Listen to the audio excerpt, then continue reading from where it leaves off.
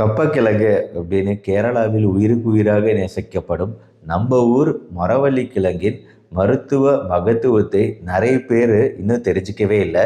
வேர் காய்கறியான இந்த மரவள்ளி கிழங்கு தானே, உருளைக்கிழங்கு மாதிரி தானே, அதிகமான மாவுச்சத்து, சாப்பிட்டோம்னா கேஸ் ட்ரபிள் உண்டாகிறது, வாய் தொந்தரவு உண்டாகிறது, இந்த மாதிரி ஒரு சாதாரண கிழங்காக தான் நம்ம இந்த மரவள்ளி கிழங்கை பார்க்குறோம். ஆனால் கிழங்கு வகைகளில் இப்போ இந்த உருளைக்கிழங்குக்கெல்லாம் இல்லாத ஒரு தனித்துவம் இந்த மரவள்ளி கிழங்குக்கு உண்டு.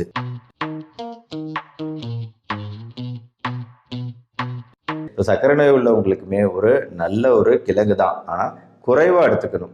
பட் யார் உண்மையில சுத்தமாக சாப்பிடக்கூடாது அப்படின்னா, இப்போ சிறுநீரக பிரச்சனை இருக்கிறவங்களும், கல்லீரல் பிரச்சனை இருக்கிறவங்களும், பக்கவாதம் போன்ற பிரச்சனைகள் இருந்தாலும் சாப்பிடக்கூடாது. நரம்பு சம்பந்தப்பட்ட நோய்கள் இருக்கு அப்படின்னா அவங்களுமே கொஞ்சம் அவாய்ட் பண்ணிக்கிறது பெட்டர். பச்சையான மரவள்ளி கிழங்குல அதிகமாக இருக்கும், அதனால தான் பச்சையாக அதிகமாக சாப்பிட வேண்டாம்.